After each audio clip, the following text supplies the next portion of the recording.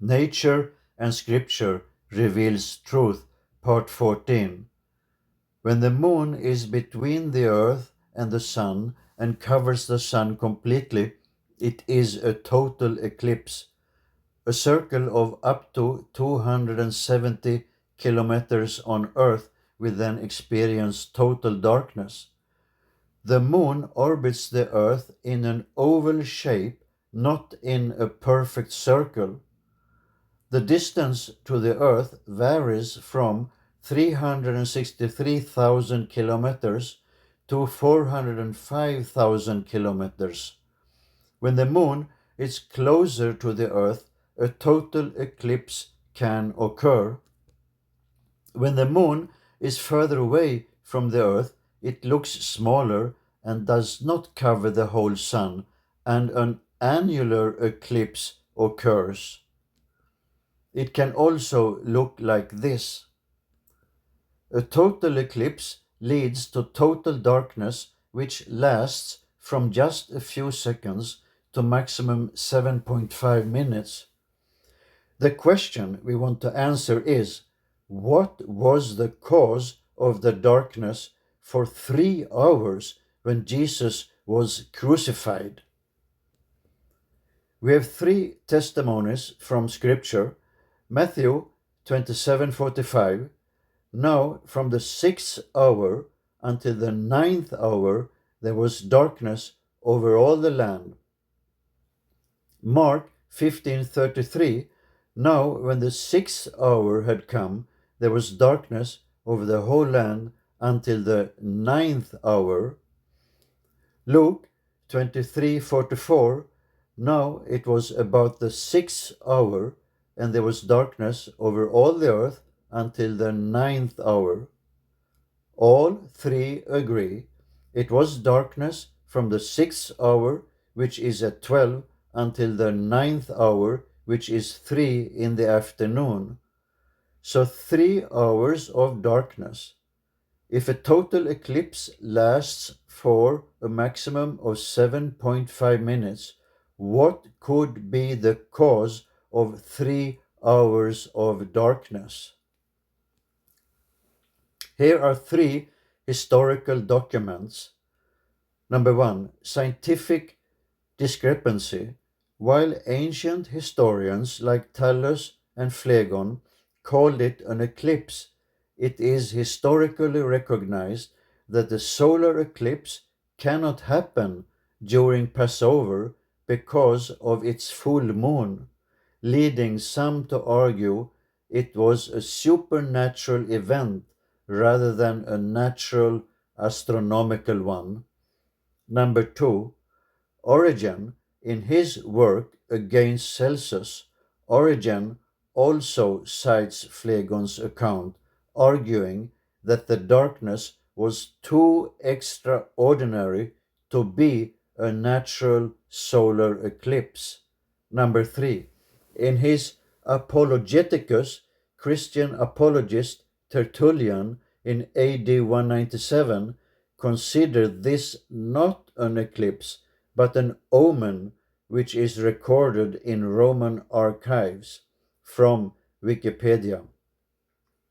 An omen means a sign or token. So all these 3 documents seem to say that it must be something else than an eclipse.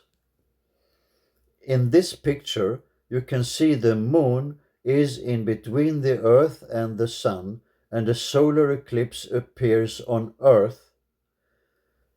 If the moon is on the other side of the earth, it can be a full moon. The reason why the earth does not give shadow on the moon is because the moon is 5 degrees offset from the earth. At the full moon, it is impossible for a solar eclipse to occur. In the Bible, the new month is intrinsically tied to the new moon. The Hebrew word for month, Kodesh, literally translates to new moon or to renew. That means On the first day in the first month of Nisan, it is new moon. 14 days later, at Passover, it is full moon. The crucifixion took place on the 14th day of Nisan, when it was full moon, so impossible for an eclipse to be the cause of the darkness. In the book Desire of Ages by Ellen White, she also agrees it was not an eclipse. With amazement, angels witnessed the Saviour's despairing agony. The hosts of heaven veiled their faces from the fearful sight. Inanimate nature expressed sympathy with its insulted and dying author. The sun refused to look upon the awful scene. Its full bright rays were illuminating the earth at midday, when suddenly it seemed to be blotted out. Complete darkness, like a funeral pall, enveloped the cross. There was darkness over all the land unto the ninth hour.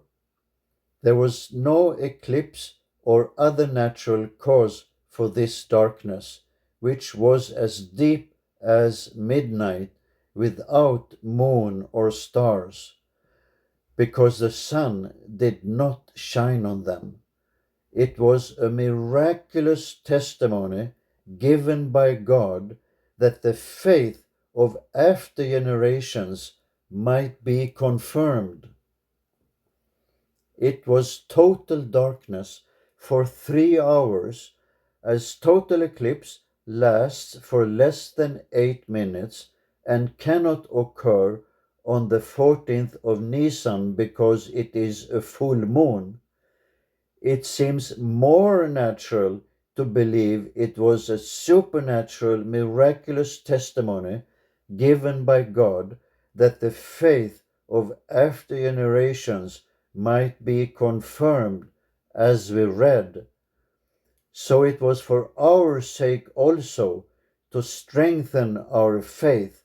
Now I want to make a clarification. In part 13, I was not content with my explanation of how evening and morning could occur on the first creation day, when the sun was not created yet.